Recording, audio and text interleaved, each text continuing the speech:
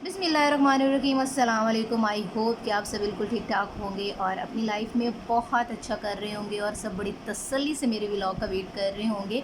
और मैंने भी बड़ी तसल्ली से वीडियो बनाई है। खैर, बहुत सारे स्टूडेंट इस बात की शिकायत करते हैं कि वो बहुत सारे प्लान बनाते हैं, बहुत सोचते रहते हैं, लेकिन फिर भी उनके टारगेट जो है वो डिले हो जाते हैं। भाई, आप उसको एक्ट की सूरत में लाएंगे तो तभी कुछ होगा ना। है, आप फिर कहेंगे कि टीचर्स जो है वो सारे इल्ज़ाम हम पे ही देते रहते हैं। इसके पीछे भी एक बहुत बड़ी रीज़न होती है जो आज मैं आपको समझाऊंगी और उसके बाद उसका हल भी आपको बताऊंगी, और यकीनन उसके बाद आप अपना कोई काम डिले नहीं करेंगे। ओके, चलें जी, बात करते हैं। ओके, वो कौन सी चीज़ है जिसकी वजह से हमारे काम जो है वो डिले हो रहे होते हैं, तो उसको कहते हैं प्रोक्रेस्टिनेशन। अब आप ये सोच रहे होंगे कि मैम ने इतना बड़ा नाम तो ले लिया है, अब इसका मतलब क्या है। तो मैं आपको इजी अल्फाज में समझाती हूँ।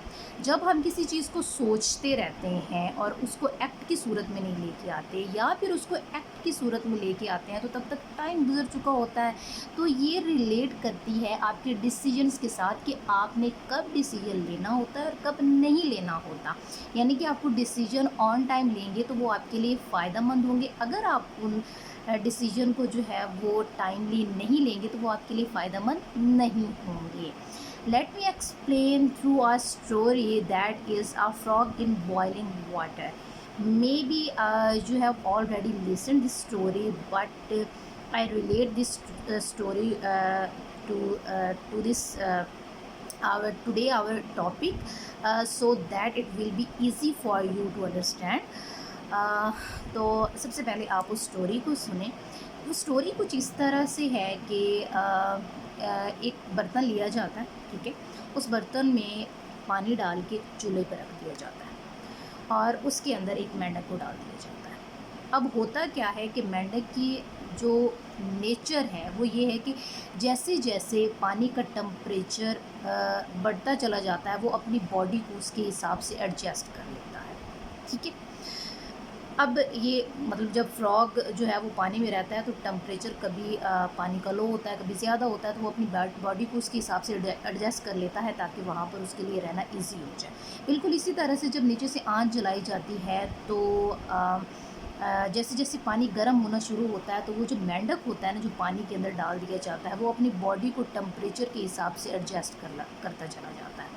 अब थोड़ा टेम्परेचर बढ़ता है, वो फिर अपनी बॉडी को एडजस्ट कर लेता है, फिर थोड़ा टेम्परेचर बढ़ता है, फिर वो अपनी बॉडी को उसके हिसाब से एडजस्ट कर लेता है। लेकिन एक टाइम ऐसा आता है कि जब पानी का बॉइलिंग पॉइंट आ जाता है। अब बॉइलिंग पॉइंट पे तो अब उसकी बॉडी जो है वो जलने लगती है।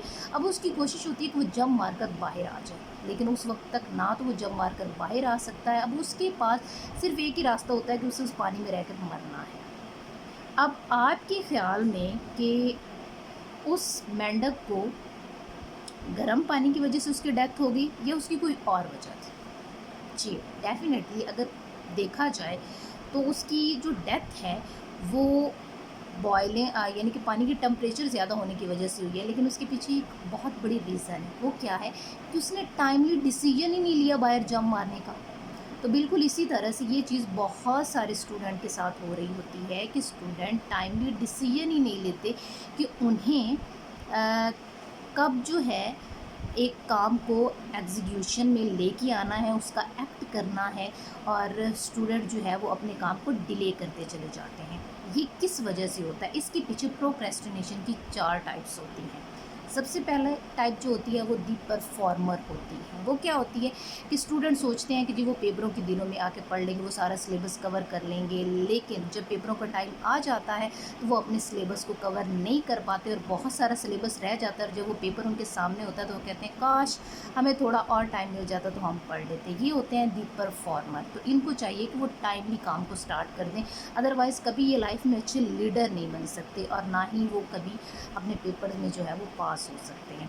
सेकंड जो है वो परफेक्शनिस्ट होते हैं। परफेक्शनिस्ट ये होते हैं कि जब तक वो एक चीज़ को अच्छी तरह नहीं कर लेते तब तक वो आगे नहीं बढ़ते और वो उसकी परफेक्शन के पीछे ही पड़े रहते हैं। और जब वो परफेक्शन को ढूंढते रहते हैं तो वो तब तक एक चीज़ को स्टार्ट ही नहीं करते हैं। ये उनके अंदर एक बड़ी चीज़ होती है। तो हमें परफेक्शन इसको नहीं ढूँढना चाहिए, हमें अपना काम स्टार्ट करना चाहिए कि जब स्टूडेंट सोचते रहते हैं जब तक हमें कोई अच्छा टीचर नहीं मिलेगा ना तब तक हमने तो पढ़ना स्टार्ट ही नहीं ना करना, ठीक है?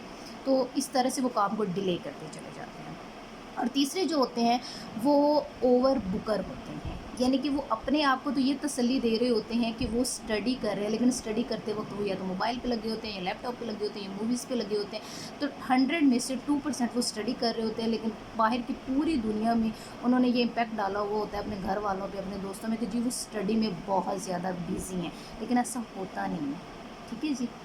ओके जी। अब जो टाइप नंबर 4 है वो है नोवेलिटी सीकर, यानी कि आप जंप करते रहते हैं अपनी लाइफ में। आप एक चीज़ को स्टार्ट करते हैं, आपको वो मुश्किल लगती है, आप फिर दूसरी स्किल पे भाग जाते हैं, फिर तीसरी पे, फिर चौथी पे। ऐसे बहुत सारे स्टूडेंट्स हैं जो अपने डिग्रीज़ को छोड़कर, अपनी स्किल्स को छोड़कर उस टाइम को ज़ाया कर देते हैं और फिर किसी नई चीज़ के पीछे भागते रहते हैं। तो स्टूडेंट्स को इस तरह की जो उनकी जो नेचर है उसको ख़त्म करना चाहिए अपने अंदर से ना। तो आप देखें कि इन चारों में से आप किस टाइप के प्रोक्रेस्टिनेटर हैं, ताकि आप इससे ख़ुद को बचा सकें, आपको अंदाज़ा हो कि आपके काम क्यों लेट हो रहे हैं। आई होप कि आपको आज की ये मेरी वीडियो बहुत पसंद आई होगी। I will be back with the variety of videos for you, specially for competitive exam students. So I hope you will comment on this video and share it and thumb like it and mostly subscribe my YouTube channel. So एक और अच्छी सी video के साथ फिर वापस आऊँगी, तब तक के लिए इजाज़त दीजिए। अल्लाह हाफिज़।